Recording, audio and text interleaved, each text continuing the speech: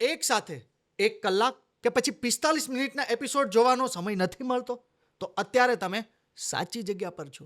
હા, yours podcast Gujarati clips. આ ક્લિપ્સમાં તમને નાની નાની ક્લિપ્સમાં ઘણું બધું શીખવા મળશે. તો કોમેન્ટ અને સબસ્ક્રાઇબ કરવાનું નહીં ભૂલતા. એક ફિલ્મ રાઇટર એની સ્ટોરીને ડિરેક્ટર કેટલા ટકા જસ્ટિફાઈ કરી શકે છે? બહુ લાઈક ડિપેન્ડ કરે છે કોણ ડિરેક્ટર છે, બરાબર છે. અને રાઇટરના દિમાગમાં જેને નોવેલ લખી છે ને એના પરથી ફિલ્મ બને છે ને એના માટે હંમેશા અસંતોષ જ રહ્યો છે અત્યાર સુધીની હિસ્ટ્રીની વાત કરીએ તો. બરાબર. Yeah like let's talk about the classic. Okay,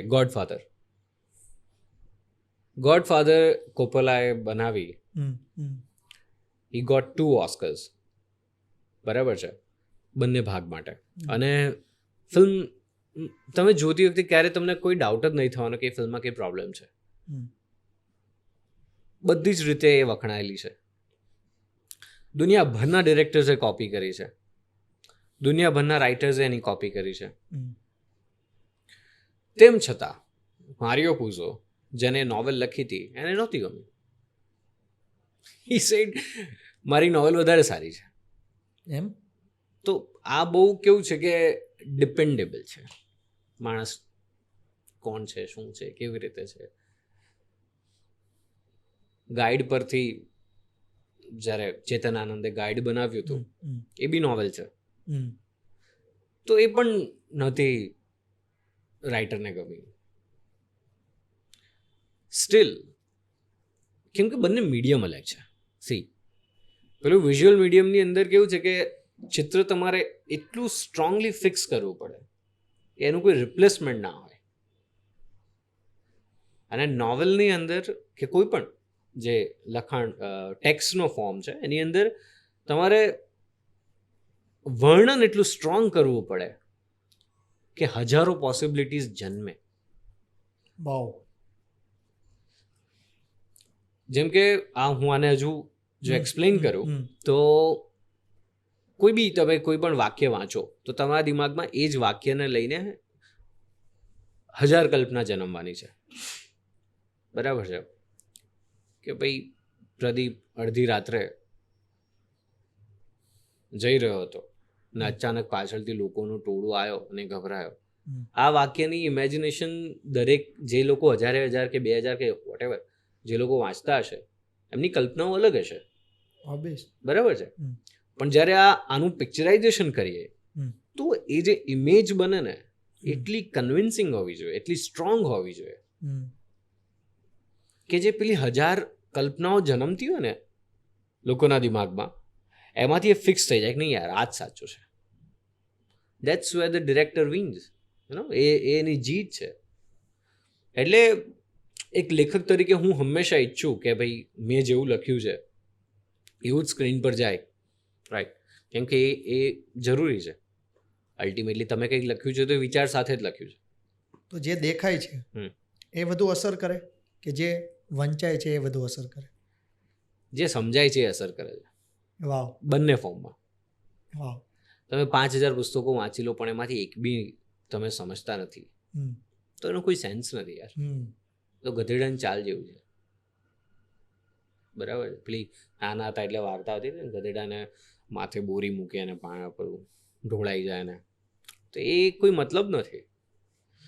તમે ફિલ્મો બહુ જુઓ પણ તમને ફિલ્મ વાંચતા ના આવડતી હોય તો શું કામ? મંથનનો મતલબ શું? ગડમથલ. ગુજરાતી જો તમે શબ્દકોશ શોધશો ને તો તમને મળશે આવું કંઈક. સો એટલે મને બહુ ક્યુરિયસ હતો હું મારા નામના મતલબ માટે, તો મેં બહુ બધી જગ્યાએ શોધવાની કોશિશ કરી હતી. અને ગુજરાતમાં તો સિમ્પલ છે કે વેન યુ ચર્નિંગની જે પ્રોસેસ થાય, બરાબર છે, અને જેમાંથી અમૃત પણ નીકળી શકે અને ઝેર પણ નીકળી શકે, બરાબર છે.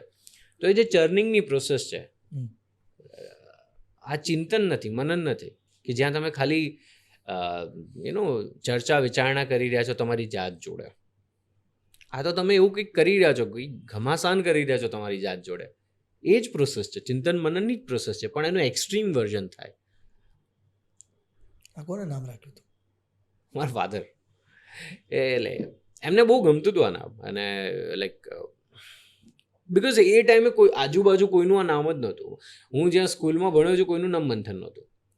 પછી મને બહુ મંથન મળ્યા છે, પણ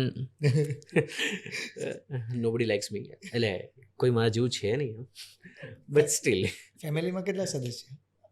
આ લોકો 4. મારી સિસ્ટરના મેરેજ થઈ ગયા એન્ડ યંગર સિસ્ટર છે મારી. Mom dead.